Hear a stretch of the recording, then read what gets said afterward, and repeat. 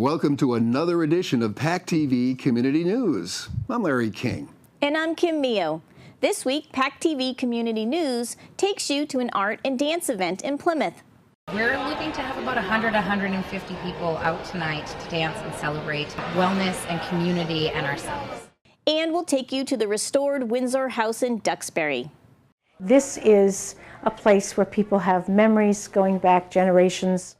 We'll introduce you to a fairy dog parent organization from Kingston. They like to help out with things that are like one-time unexpected situations.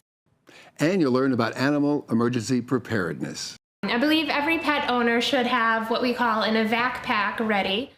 PACTV Community News brings you to the Plymouth County Commission to learn more about their role in the community. We realize an opportunity that could create revenue to help us reduce some of the debt of Plymouth County. Local Eats is back with culinary fairs from Colony Place's Alden Park. Your Town Talk comes from Duxbury, and it's all ahead on this week's edition of PACTV Community News.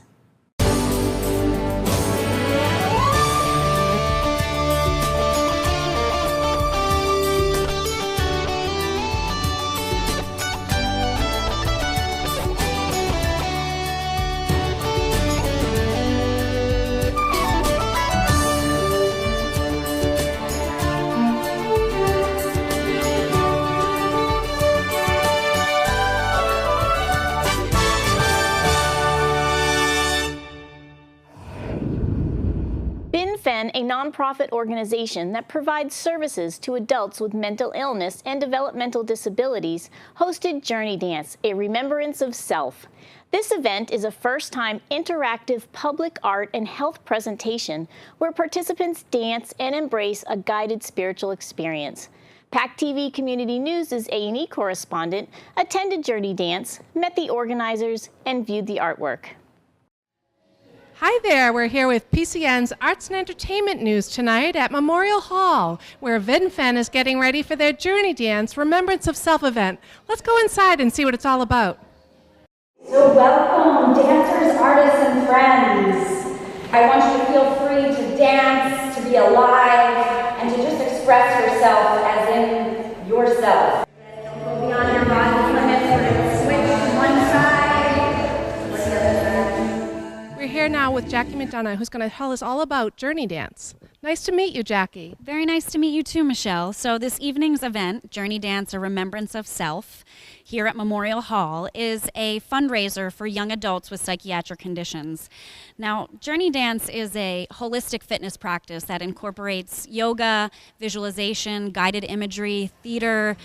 It's just a lot of fun. It's freedom of expression and just the opportunity to be one with yourself. Energy from lower, up, back up to the side. Exhale once and down to the side. Inhale, up and down.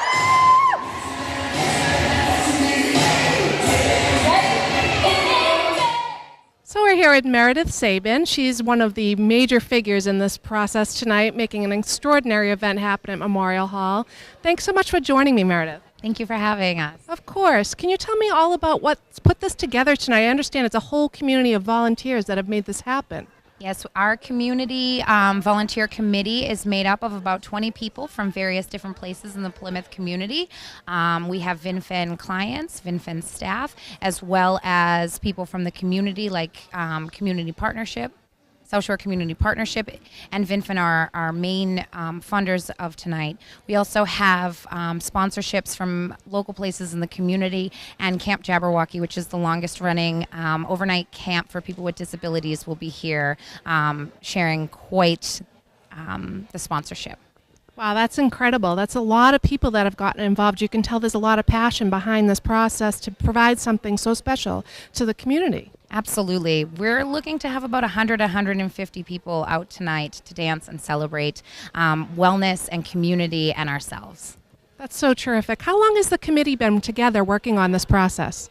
We started about a year ago, which I'm really impressed that we've come this far. There was a lot of hard work that was put into it. However, it was fun to create and manifest, and we're so happy and grateful for this evening. Jackie, can you tell us a little bit about VinFen? Sure. VinFen is a nonprofit human services agency, and we provide services to individuals with psychiatric, developmental, and behavioral conditions. We have over 250 programs throughout eastern Massachusetts and northern Connecticut, and we provide a comprehensive array of services, and that might be anything from vocational to educational to housing to art-based programs. It's pretty wild. So we're here with Sam Adonis with VinFen, and he's going to tell us a little bit about why they're doing this Journey Dance tonight. Nice to meet you, Sam. Thanks for meeting with me. Nice to meet you, too. So we're doing this event to fund the Transitional Age Youth, or TAY Committee, which is a peer support group facilitated by VinFen staff, which it focuses on community integration. So we try to get people my age and everything from 18 to 24 into the community, getting them jobs and just helping them deal with mental illness, since that's the age that it usually starts. That's really wonderful. What a great service you're providing. So I understand there's quite a few people going to be attending tonight. How many are going to be on hand? 100 to 150. Wow, that's a lot of people. And I bet they're going to really enjoy this program. Oh yeah, we've got art all around that's lined up. We have a reception after, and during the event we're going to be dancing and spiritual, holistic experience. So from your experience with this program, what do the attendees come out with after they've enjoyed the program? When it gives a sense of calmness. Like it's a sort of, I don't know how to describe it, but it's definitely calms things down in your brain. It lets you get in touch with your inner self, which is why the event is called Journey Dance Remembrance of Self. And it's a wonderful experience.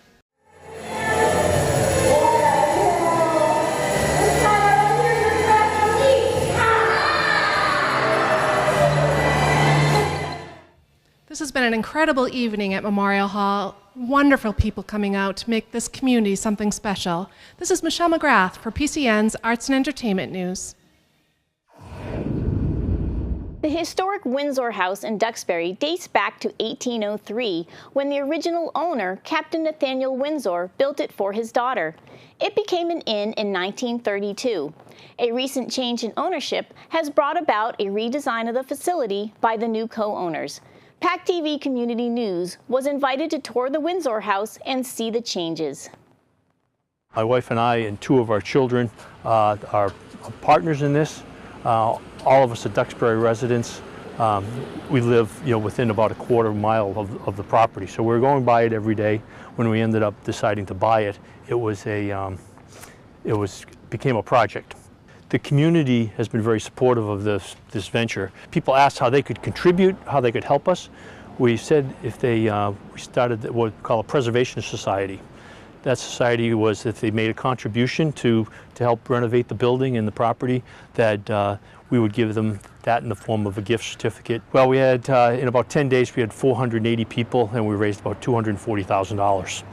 So the community, with those 480 people plus others, have been coming into the restaurant since that period and really helping us get a really good firm start to our business. So that's been that was how we got started. And you want to come in? We'll show you. This is the pub.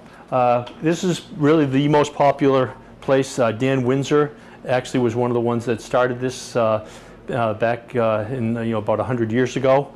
He came back from England, loved the idea of English pubs, and modeled one after that. This has been the most popular part of our business right now.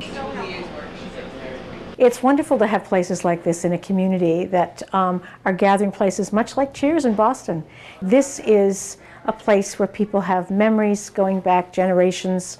One fellow said to me he came here and sat in a high chair while his parents died. In the 40s, and that kind of thing just warms my heart. This is my favorite room in the house. We've named it the Salt Meadow Room. It has just charming old characteristics of architecture of the period, and I love the inset windows. Right now there are 4 rooms in the inn. We have 1 suite and 3 additional rooms. We've named this room the Drew Room. All of our inn rooms are named after the shipbuilding families of Duxbury. And this is my favorite room because I'm absolutely crazy about the apricot color of the walls. And again, that sunny, bright corner with a beautiful view of Washington Street. But this is one we call the Windsor Suite. This one is used a lot of times by people in the community that are out of their house for any extended period of time. Since we've gotten into the inn business, really kind of by accident, we did not think that that would be a big part of what we would be doing here. The idea of more inn rooms is very appealing because they are very, very scarce in the community and in the immediate area. So we're thinking about possibly increasing that. We'd love to put in a big garden in the back for the chef, and there's a really wonderful sunny spot that I think will be a perfect vegetable and herb garden so that we can do farm to table next summer.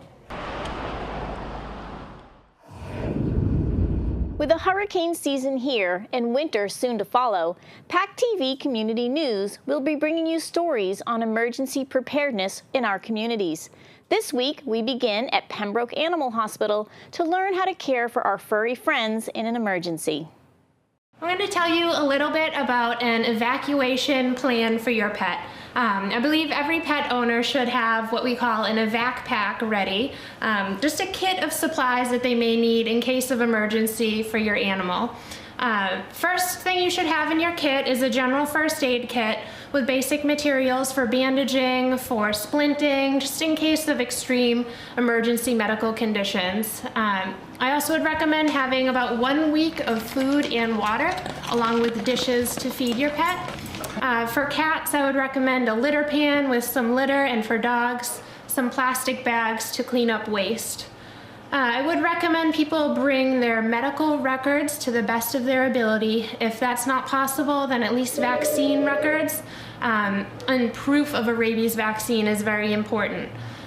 I would recommend a crate just because going into shelter situations, there are probably going to be many animals there. So just to keep your animals safe and contained, crate would be necessary, along with blankets and bedding to make your pet feel comfortable and more at home.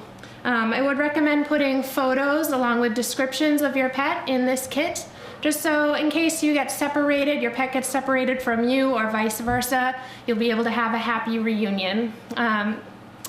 I'll have you check out our website, www.pembrokeanimalhosp.com.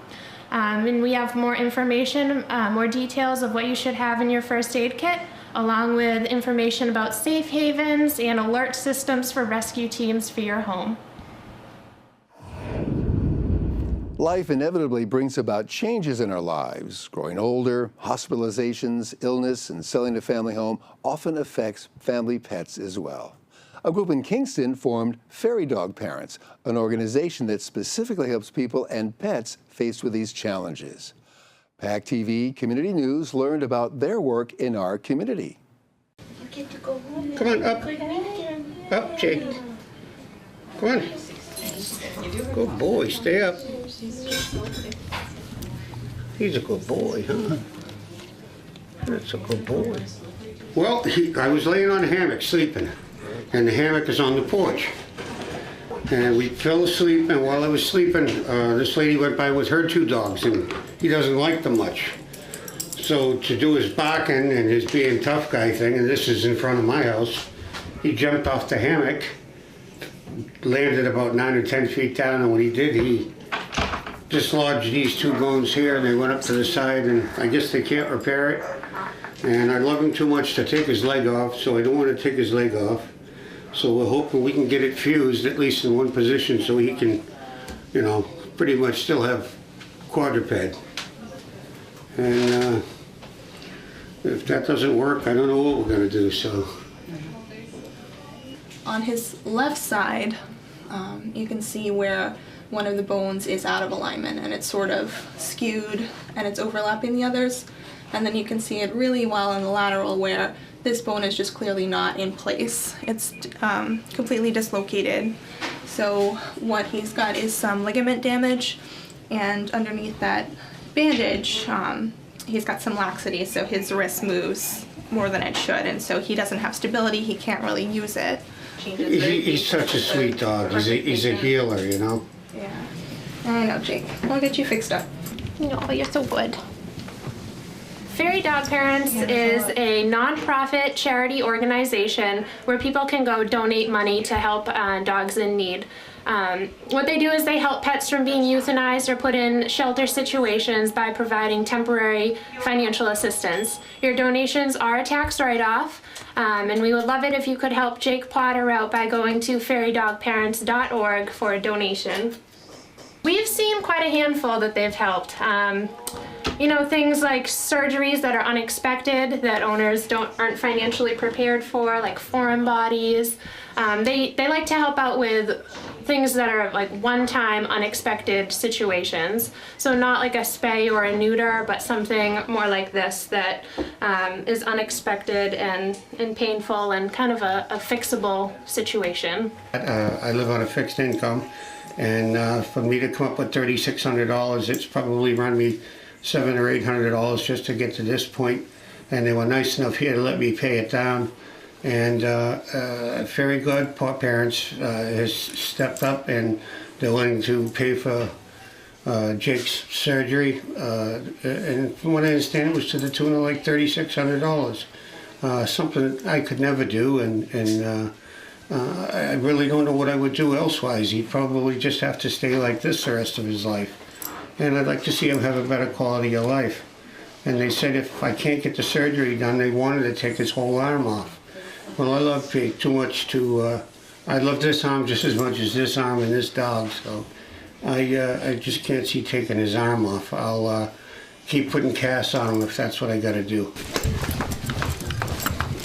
I love my dog, and I love Fairy Dog Parents for helping us out. Thank you. Say bye-bye. The Plymouth County Commission provides information and services to Plymouth County government. The Commission also has another vital role in our region, providing services to a variety of historical properties. PACTV Community News spoke with our local commissioners to better understand the role of the Commission and the services available. Plymouth County is a regional government agency that currently is responsible for the Registry of Deeds. We are responsible for 3 courthouses. We're responsible for, believe it or not, processing parking tickets for, I think, 27 different government entities. And we are, by statute, a regional authority that can couple towns together for the purposes of saving towns money. We've got a number of things that we've been working on since we've been elected. First of all, we filed 7 pieces of legislation on behalf of the county, and we're looking to get support, and we've been going from town to town to talk about such things as the courthouse rents, OPEB liability for communities, memorandum of maintenance of effort payments that the county was making on behalf of the jail. We also have filed legislation to create a stabilization fund. We've filed legislation to get a better portion of the deeds excise tax, and we've got a number of initiatives that ultimately will help the county help its member communities. We've worked on a couple of new initiatives for the same price of the assessment that you pay. We have undertaken 2 major projects. One is the creation of the Plymouth County Power Management Group, and what that is a public-private partnership between Plymouth County and Power Management.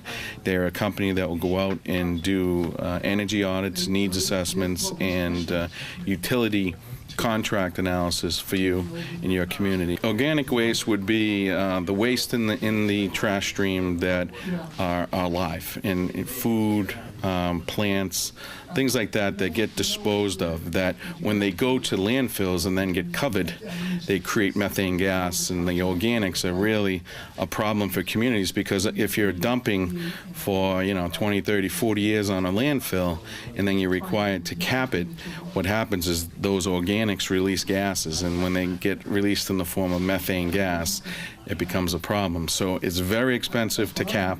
So what we're looking to do is to work with DEP with their new regulations governing municipal organic waste, and if we can be an agent on behalf of our communities in Plymouth County and someone that the state can work with, then we realize an opportunity that could create revenue to help us reduce some of the debt of Plymouth County. Yeah, one of the things that we do in Plymouth County is we oversee the 4-H collaborative, and we have a facility over on the old hospital grounds in the town of Hanson, and we have some great folks that go out and teach husbandry, planting, different agricultural opportunities for young folks and all folks alike, actually, to learn the trade of being farmers and horse breeders and people that want to have sheep. We're taking the leadership of the governor on these issues in regionalization. He has consolidated many agencies in his administration, and he has requested from member communities the thought of trying to put together programming that all of us can share in. So what's the best vehicle for that? County government. County government over the years has just been parochial and has been charged with its law-given legislation that enabled them to maintain the courthouses. That's really what they did in the beginning. If you follow the legislation all the way back to the 1700s, they were to take care of the shire town and the courts. Well, over the years, it has changed to include all of the services that the chairman spoke of earlier. But now we as a commission are getting into areas where we're able to provide services to Plymouth County residents because we, as commissioners, for the first time, have all served an elective office on a local level. I've been a city councilor in the city of Quincy, a selectman in the town of Pembroke. Dan Pilato was a selectman in Hanson, and Sandra Wright is a councilor in the town of Bridgewater. So all of us look at those budget-busting ideas that have come across our desk, and we say, how can we build a better mousetrap? How can we make it better for cities and towns?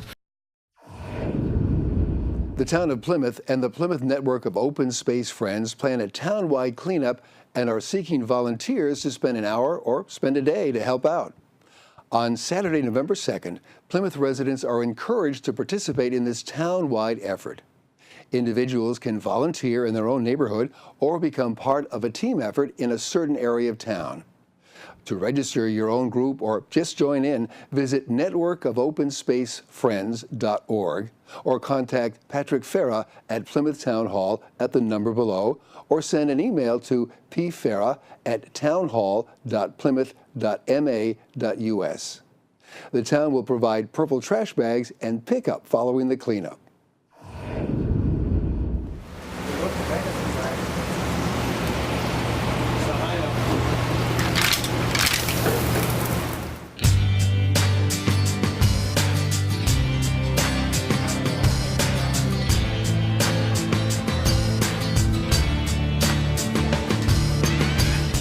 Hi, I'm Julie Thompson with PCN's Local Eats, and we're here at Alden Park in Plymouth Colony Place with the owner, general manager, Walter Wonder. We'd like to ask him all about his restaurant. Walter, why is this a wonderful place for people to come to have dinner, lunch, and everything else? About once a month we have a different event, and we cater to a lot of different demographics with that. We have activities that range from tequila dinners, murder mystery dinners. We have local activities as well called a group that comes in, paint night it is. We also have a Scotch dinner coming up. So as you can see, we mix a lot of different componentry things together. Which includes food, drink and beverages, if you will, and it gives our staff to create and be a little different that our customers really react well to. Alden Park, what we do is scratch cooking. It's everything from scratch. Our sauces, our stocks, desserts, trying to make it as from the garden to the table. Personally, from my cooking, you bring your love, the passion, the excitement of letting someone taste your food and know exactly that they're going to enjoy it every time. We look to have people remember what Alden Park is. And Alden Park is not trying to be mainstream with everyone else. We're trying to be unique, different, and memorable, both food, service, and drink. We're going to start off with the mussels. We make them more of the classic French style with a garlic beurre blanc, PEI mussels, and a grilled crostini. We're also going to be making our beet salad with roasted beets, caramelized onions, fresh goat cheese, nice crumbled, nice textures. We also take Brussels sprout leaves and fry them, get nice and crispy. We toss that in with a bacon sherry vinaigrette right on top, and a golden beet coulis right around, just to add that little pop of flavor and extra beet flavor. Presentation is very important because when someone gets the plate, they're eating with their eyes before they're actually tasting the dish. I like height, like the center of the plate, respecting the rim, tons of color, trying to get as high as you can with making it edible, carrying it to the table. We got our sesame roasted salmon with ginger scented jasmine rice, baby bok choy, sweet soy sauce, and fried leeks. Next, we have our grilled filet. On the bottom of the plate, we have our demi-glace, a roasted potato and leek cake, sauteed spinach, grilled filet, it's cooked medium rare, topped with garlic butter poached shrimp, and a little bit of microgreens. Pumpkin grilled cheese is a unique twist on a grilled cheese. So we start with our pumpkin bread, which is a family recipe that's been passed down. We do a maple walnut cream cheese, nice and whipped, nice and airy. Grill it just like you would a grilled cheese. And then it goes with a cinnamon ice cream that is made locally. And then it gets a cranberry gastrique to finish it off, to give that little bit of bite and that cutting the fat of the sweetness. And here we also do small bites. Everyone wants a little different flavor here and there. We do different flavors. This is one dessert. You can get it individually or you can get a group of them. Now the atmosphere in Alden Park is really unique. You have a unique setup here. Tell me about the different types of activities that you can have here because of the way this restaurant is set up. We have a private dining area that seats about 40 people. We also have a large bar area and a bigger back of the portion of the restaurant where that can be rented out for an activity, or if we have larger dinners. We also have a large courtyard area that we can seat quite a few people. So it's almost an oasis away from what you see as a typical shopping mall eatery. And that includes a water fire pit, which makes it a little unique, with a lounge area. So you get a little atmosphere of kind of trendy, kind of southern kind of living, if you will. And we get quite a few people that want to hang out afterwards as well. And it becomes, like I said, usually it's a great kind of, hey, let's go enjoy the fire at Alden for a period of time, and they just get away for a while, and they're in this oasis. Thank you for enjoying another edition of Local Eats here at Alden Park in Colony Place in Plymouth. A restaurant that has a fabulous ambiance, a terrific menu, and a fabulous staff. We'd like to thank the owner and the general manager, Walter Wonder, and the fabulous head chef, Brent Clark. Cheers to Alden Park.